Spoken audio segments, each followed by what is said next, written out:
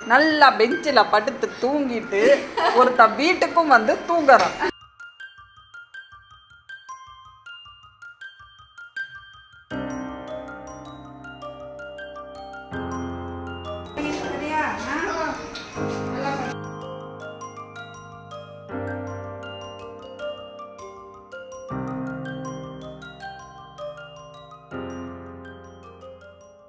Hi friends, எல்லோரும் எப்படி இருக்கீங்க? இன்றைக்கி vlog வந்து பார்த்திங்கன்னா என்னோடய ஒரு ஈவினிங் ரொட்டீன்லேருந்து நான் வந்து ஸ்டார்ட் பண்ண போகிறேன். ரொம்ப சீக்கிரமாகவே வந்து பார்த்திங்கன்னா என்னோடய ஈவினிங் ரொட்டீன் வந்து ஸ்டார்ட் ஆகிடுச்சு. அரௌண்ட் ஒரு 5:30 6 o'clock ஸ்டார்ட் பண்ணிட்டேன். இப்போ வந்து நான் மாவு வந்து இப்போ செய்ய போகிறோம் சப்பாத்திக்கு. ஹாய் ஃப்ரெண்ட்ஸ், இன்றைக்கி vlog வந்து பார்த்திங்கன்னா ஈவினிங்லேருந்து தான் வந்து ஸ்டார்ட் பண்ணுறோம். இன்றைக்கி ஈவினிங் வந்து ரொம்ப பிஸியான ஒரு ஈவினிங்னு சொல்லலாம். ஏன்னா இன்றைக்கி என்னென்ன வேலைலாம் இருக்குன்றதை நான் உங்களுக்கு வந்து சொல்கிறேன். அதனால் ஏர்லியாகவே வந்து நான் இன்றைக்கி டின்னருக்கான வேலை வந்து ஸ்டார்ட் பண்ணிட்டேன். இந்த ஸ்டாண்ட் மிக்சர் வந்து பார்த்திங்கன்னா அப்போ தான் நான் அகரோலேருந்து வாங்கியிருந்தேன். என்னோட ரொம்ப ஒரு ஆசைப்பட்டு ஒரு பொருள் அப்படி சொல்லலாம். ஏன்னா நீங்கள் பேக்கிங் ரெகுலராக வந்து பண்ணுறீங்க அப்படின்னா உங்களுக்கு ஸ்டாண்ட் மிக்சர் ரொம்ப யூஸ்ஃபுல்லாக இருக்கும். இது வந்து உங்களுக்கு பேக்கிங்க்கு மட்டும் இல்லை, இந்த மாதிரி மாவு பிசையறதுக்கு அதுக்கெலாம் நீங்கள் வந்து யூஸ் பண்ணிக்கலாம். மெயினாக பேக்கிங் ரொம்ப ஃப்ரீக்வெண்ட்டாக நீங்கள் பண்ணுவீங்க அப்படின்னா இந்த ஸ்டாண்ட் மிக்சர் வந்து கண்டிப்பாக ஒரு மஸ்ட் ஹேவ் ப்ராடக்ட்னு சொல்லுவேன். அண்ட் அகரோவில் வந்து பார்த்திங்கன்னா ரொம்ப அஃபோர்டபுளான ரேஞ்சில் உங்களுக்கு இந்த ஸ்டாண்ட் மிக்சர் வந்து கிடைக்குது. ஃபஸ்ட்டு இதோட ஆக்சசரிஸ்லாம் நான் சொல்லிடுறேன். இதில் வந்து இந்த மாதிரி நல்ல ஒரு பெரிய பவுல் கொடுத்துருக்காங்க.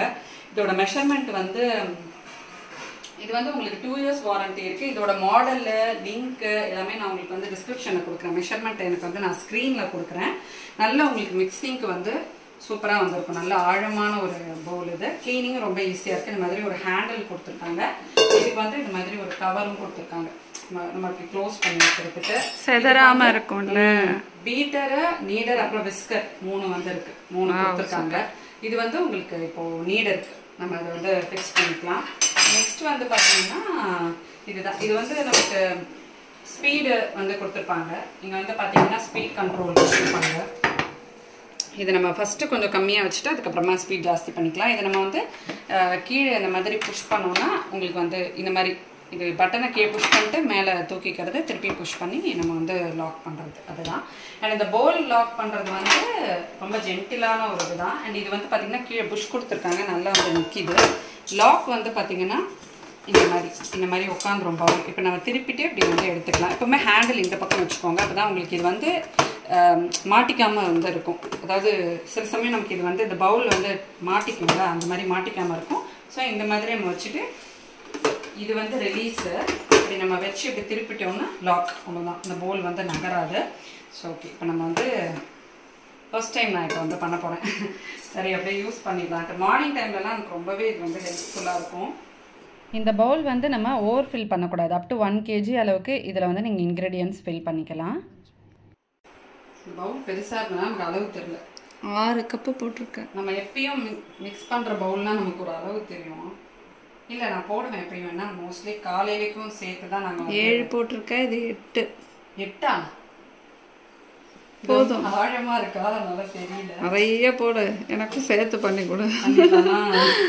இல்லை வேணாம் வேணாம், நான் பார்த்துக்கிறேன். ஃபஸ்ட்டு நம்ம இது வந்து உப்பு போட்டுடலாம்.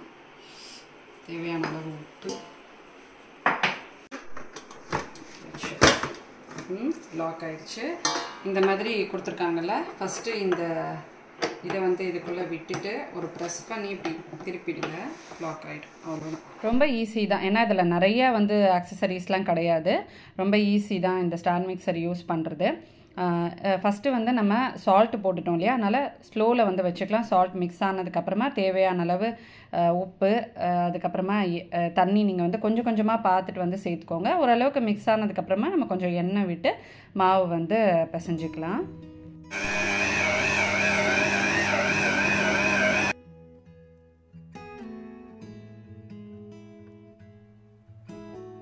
நான் போட்ட 7 கப்புக்கு இப்படி இப்படி சிம்பிள். ரெண்டு இவ்வளோ மாவு போட்டேன் சுத்துது. பட் பாருங்கள், மாவு ரெடி ஆகிடுச்சு. நான் கொஞ்சம் எண்ணெய் மட்டும் வச்சுருக்கேன். ஃபைனல் இது வந்து வந்துடும். மாவு வந்து நல்லா நீட் பண்ணுது, அதனால சப்பாத்தி நல்லா சாஃப்டாக வந்தது. உங்களுக்கு நான் வந்து காட்டுறேன் பாருங்கள். இப்போ நம்ம க்ளோஸ் பண்ணி வச்சிடலாம். சின்ன அது எப்படி வச்சுட்டு இருந்த? அது எப்படி வச்சுட்டு இருந்த? வாயப்பாறேன். ஸ்கூலில் போய் இன்னைக்கு நான் தூங்கட்டுமா மேம் ப்ளீஸ் அப்படின்னு சொல்லி கேட்டு நல்லா பெஞ்சில் படுத்து தூங்கிட்டு ஒருத்த வீட்டுக்கும் வந்து தூங்குறான்.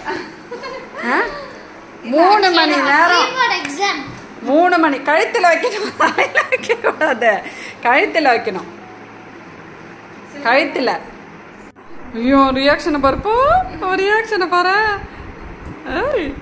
என்ன ஹலோ என்னடா இங்கே ரியாக்ஷன் கொடு, ரியாக்ஷன் கொடுடா. ஆ சரி சரி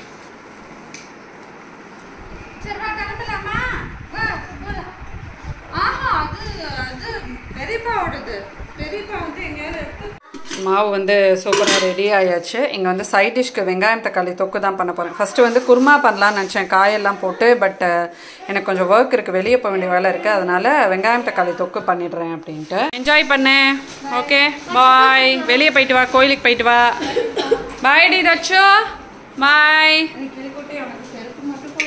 ஷூ வெளியே இருக்கு பாரு, போட்டு விடு.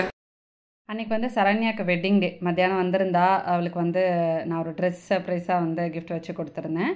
அப்புறம் ஈவினிங் மேலே கோயிலுக்கு போயிட்டு அவங்க வெளியே போகிறோன்னு சொல்லி கிளம்பிட்டா. எங்கள் எல்லாருக்கிட்டையும் இதை வந்து நான் இன்னைக்கு ஷேர் பண்ணிக்கணும்னு நினச்சேன். இன்றைக்கி வந்து பார்த்தீங்கன்னா நிக்கில் குட்டியோட கிரேட் 2 எக்ஸாம் கீபோர்டில் கிரேட் 1 முடிச்சுட்டு கிரேட் 2 இன்னைக்கு வந்து முடிக்க போகிறோம். கிரேட் 3 வந்து போகிறோம். Next Tuesday 3. ஆமா நெக்ஸ்ட் கிளாஸ்ல இருந்து கிரேட் 3 வந்து போறோம். அவனை வந்து நீங்க ப்ளஸ் பண்ணுங்க. பிகாஸ் அவனை வந்து சின்ன குழந்தையிலே நீங்க பாத்துட்டு இருக்கீங்க. கிட்டத்தட்ட 5 வயசுல இருந்து நீங்க வந்து பாத்துட்டு இருக்கீங்க. அவனோட ஒரு ஸ்டெப்புமே நான் உங்க கூட வந்து ஷேர் பண்ணிட்டு இருக்கேன். இன்னைக்கு வந்து பாத்தீங்கன்னா நான் ரொம்ப எக்ஸைட்டிங்கா இருக்கேன், ஹாப்பியா இருக்கேன். ஸோ அதனாலதான் இந்த வேலை எல்லாம் சீக்கிரமா வந்து முடிச்சுட்டு இருக்கேன். முடிச்சுட்டு நானும் என்னோட ஹஸ்பண்டும் சேர்ந்து அவனோட எக்ஸாம்க்கு வந்து போறோம். ஆமா நானும் வர்றாரு, சீக்கிரமா வர சொல்லியிருக்கேன். உங்க அப்பா நானும் வரேன் அப்படின்னு சொல்லியிருக்காரு. ஸோ இது என்னன்னா நமக்கு வந்து தெரியும், தெரிஞ்சவங்களுக்கு தெரியும், தெரியாதவங்களுக்கு ஒரே டேக்லயே அவன் வந்து 4 சாங் வந்து வாசிக்கணும். ஸோ அது வந்து ஒரே டேக்லயே வாசிக்கணும், பிளஸ் ஒரு டெக்னிக்கல். ஸோ அது வந்து வாசிக்கணும். அது வந்து அவங்க ரெக்கார்ட் பண்ணி அனுப்புவாங்க. ட்ரினிட்டி லண்டனுக்கு வந்து அனுப்புவாங்க. ஸோ அந்த பாயிண்ட்ஸ் எல்லாமே இப்போ ஃபர்தரா அவனோட எஜுகேஷனுக்குலாம் வந்து ஹெல்ப் ஆகும் அப்படி சொல்றாங்க. இந்த கிரேட்ல வந்து ஆட் ஆகிற பாயிண்ட்ஸ் எல்லாமே. எஸ் கிரேட் 4ல இருந்து. ஓகே இப்போ நம்ம அந்த ரெசிபி வந்து பார்க்கலாம். ஓகே பாய் गाइस, பாய். இந்த ரெசிபி நான் உங்களுக்கு வந்து ஷேர் பண்ணுறேன். இது வந்து நீங்கள் தோசைக்கு, அதுக்கப்புறமா வந்து சப்பாத்திக்கு, ரைஸுக்குன்னு ஒரு 3 in 1 ரெசிபின்னு சொல்லலாம். ஒன்ஸ் நீங்கள் ப்ரிப்பேர் பண்ணிட்டீங்க அப்படின்னா நீங்கள் எதுக்கு வேணால் இதை யூஸ் பண்ணிக்கலாம். இது கொஞ்சம் நம்ம எண்ணெய் ஜாஸ்தியாக வந்து விட்டுக்கணும். நம்ம எப்படி தக்காளி தொக்கு அதெல்லாம் ப்ரிப்பேர் பண்ணுவோம்ல, எண்ணெய் கொஞ்சம் ஜாஸ்தியாக விட்டு அந்த மாதிரி நல்ல எண்ணெய் சூடானதுக்கப்புறமா அதில் கொஞ்சம் கடுகு, கடலைப்பருப்பு, கொஞ்சம் உளுத்தம்பருப்பை நீங்கள் வந்து சேர்த்துக்கோங்க. அதுக்கப்புறம் அதெல்லாம் நல்லா வந்து ரோஸ்ட் ஆனதுக்கப்புறம் நம்ம வந்து பொடியாக நறுக்கின வெங்காயம் வந்து சேர்த்துக்கலாம். இதுக்கு வந்து முக்கியமான டிப் என்ன அப்படின்னா, வெங்காயம் தக்காளி எல்லாமே நல்லா வந்து வதங்கணும். வதங்காமல் நீங்கள் வந்து இதை அப்படியே இது பண்ணிட்டீங்கன்னா, தனித்தனியாக வெங்காயம் இருந்துச்சுன்னா அந்த ரெசிபிக்கு நல்லாவே இருக்காது. வெங்காயம் தக்காளி எல்லாம் ஒன்று போல் அப்படியே சேர்ந்துருக்கணும், தனித்தனியாக இருக்கிற மாதிரி தெரியவே கூடாது. அதனால் கொஞ்சம் டைம் கொடுத்து வெங்காயத்தை நம்ம நல்லா வந்து வதக்கிக்கலாம்.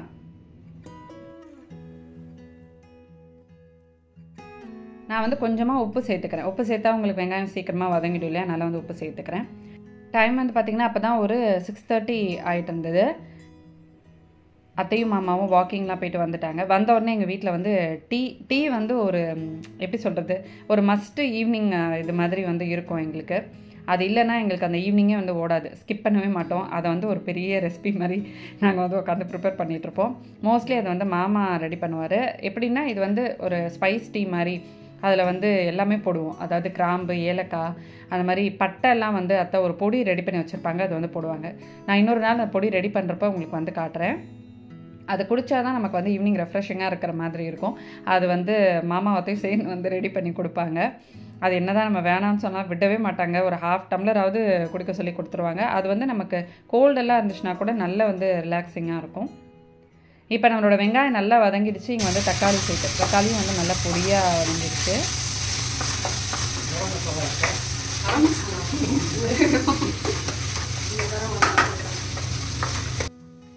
மாமா வந்து காமெடி பண்ணிட்டு நம்ம எல்லாத்தையுமே போடுறோம்ல, கிராம்பு பட்டை எல்லாமே போடுறோம்ல, அதோட கொஞ்சம் கரம் மசாலையும் போட்டுருவோம் அப்படின்னு ஓட்டிகிட்டு இருந்தார்.